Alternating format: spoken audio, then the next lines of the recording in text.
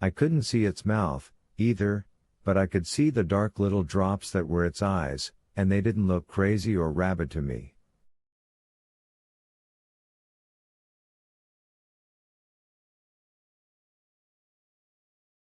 They looked interested and intelligent.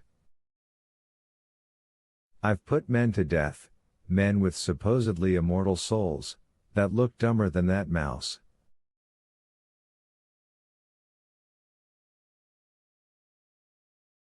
It scurried up the Green Mile to a spot that was less than 3 feet from the duty desk, which wasn't something fancy, like you might be imagining, but only the sort of desk that teachers used to sit behind up at the district high school.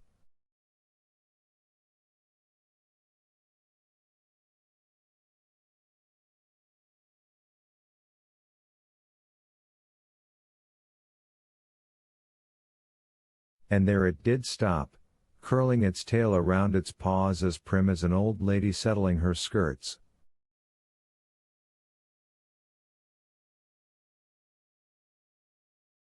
I stopped laughing all at once, suddenly feeling cold through my flesh all the way to the bones.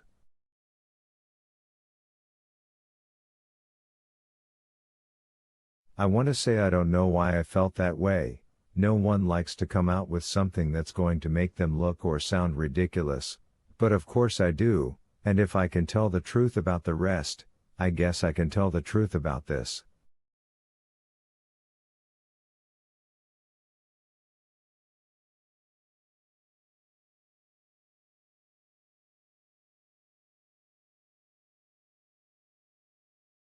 For a moment I imagined myself to be that mouse, not a guard at all but just another convicted criminal there on the Green Mile, convicted and condemned but still managing to look bravely up at a desk that must have seemed miles high to it, as the judgment seat of God will no doubt someday seem to us, and at the heavy-voiced, blue-coated giants who sat behind it.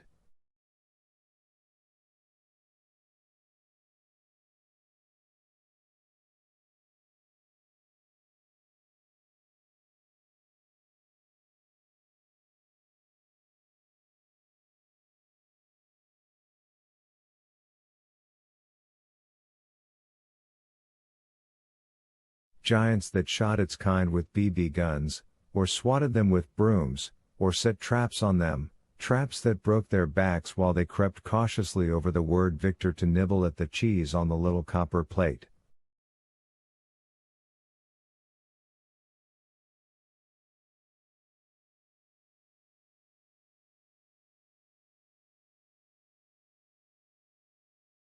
There was no broom by the duty desk, but there was a rolling mop bucket with the mop still in the wringer. I'd taken my turn at swabbing the green lino in all 6 of the cells shortly before sitting down to the record box with Dean.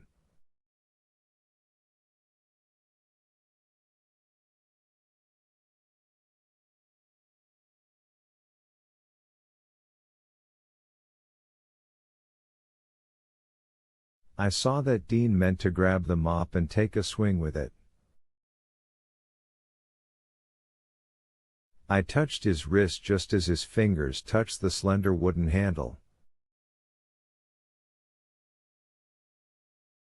"Leave it be," I said.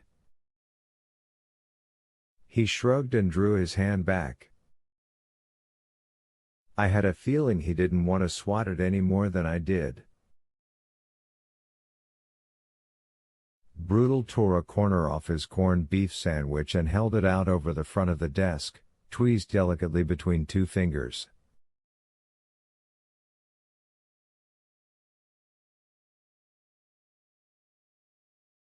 The mouse seemed to look up with an even livelier interest, as if it knew exactly what it was.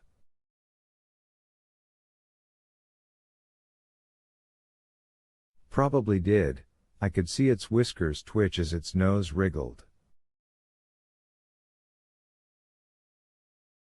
"Aw, brutal, no," Dean exclaimed, then looked at me.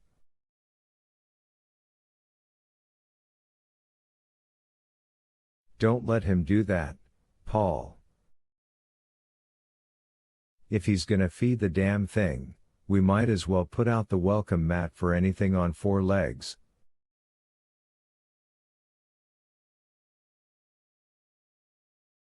I just want to see what he'll do, Brutal said.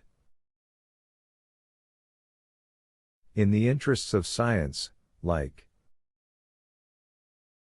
He looked at me. I was the boss, even in such minor detours from routine as this.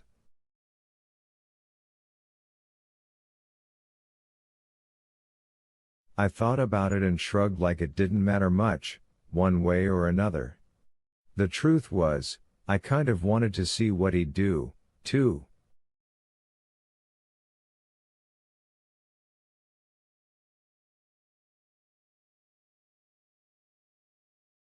Well, he ate it, of course.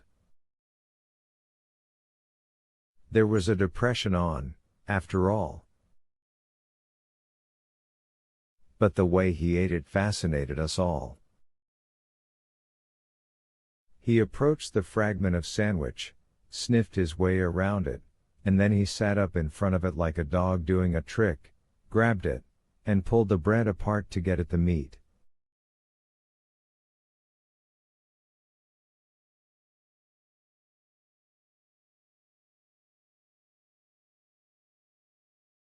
He did it as deliberately and knowingly as a man tucking into a good roast beef dinner in his favorite restaurant.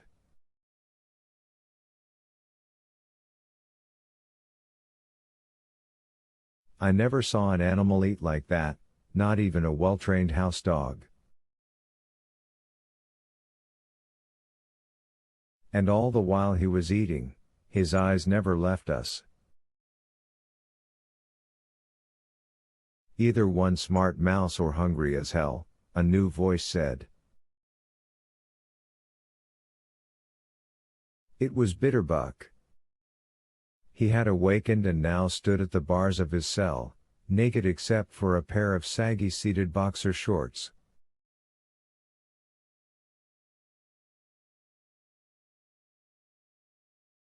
A home-rolled cigarette poked out from between the second and third knuckles of his right hand, and his iron-gray hair lay over his shoulders, once probably muscular but now beginning to soften, in a pair of braids.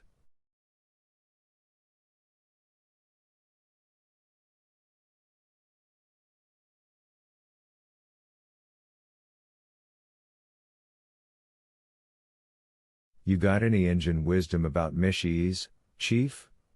Brutal asked, watching the mouse eat.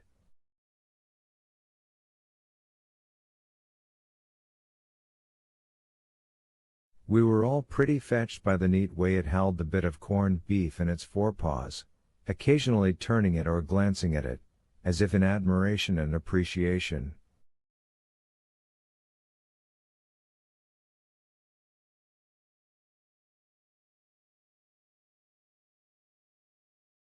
Nah, Bitterbuck said. Noda Brave once had a pair of what he claimed were mouse skin gloves, but I didn't believe it.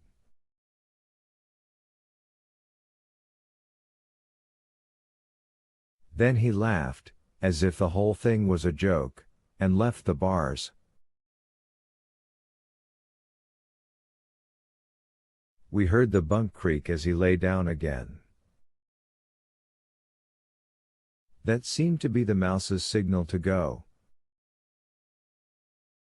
It finished up what it was holding, sniffed at what was left, mostly bread with yellow mustard soaking into it, and then looked back at us, as if it wanted to remember our faces if we met again.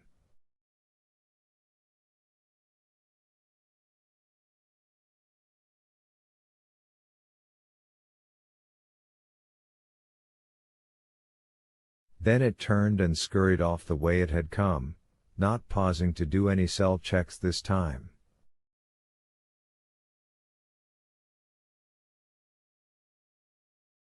Its hurry made me think of the White Rabbit and Alice's adventures in Wonderland, and I smiled.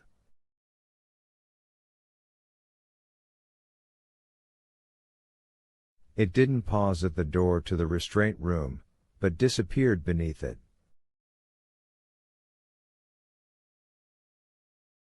The restraint room had soft walls, for people whose brains had softened a little.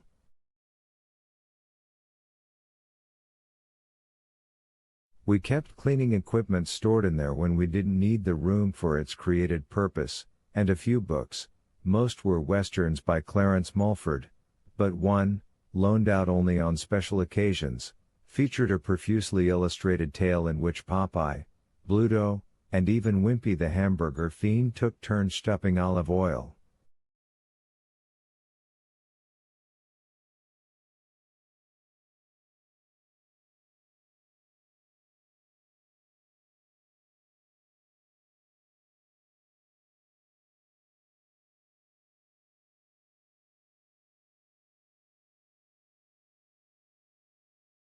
There were craft items as well, including the crayons Delacroix later put to some good use.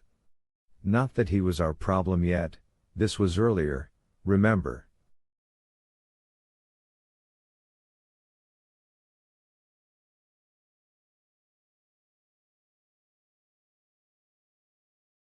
Also in the restraint room was the jacket no one wanted to wear, white, made of double-sewn canvas, and with the buttons and snaps and buckles going up the back.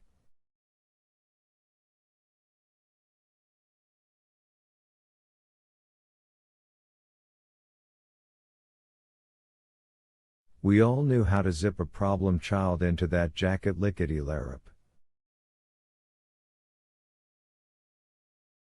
They didn't get violent often, our lost boys, but when they did, brother, you didn't wait around for the situation to improve on its own.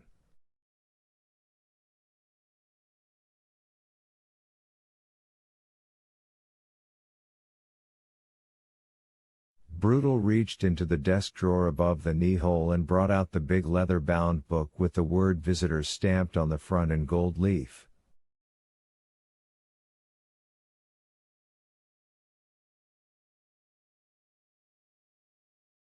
Ordinarily, that book stayed in the drawer from 1 month to the next. When a prisoner had visitors, unless it was a lawyer or a minister, he went over to the room off the mess hall that was kept special for that purpose.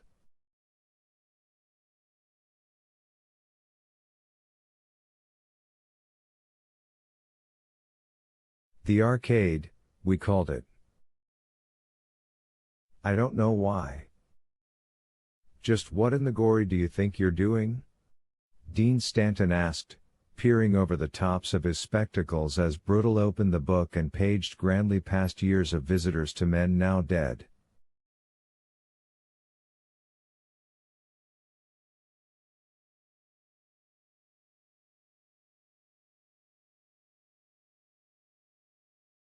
Obey and Regulation 19, Brutal said, finding the current page.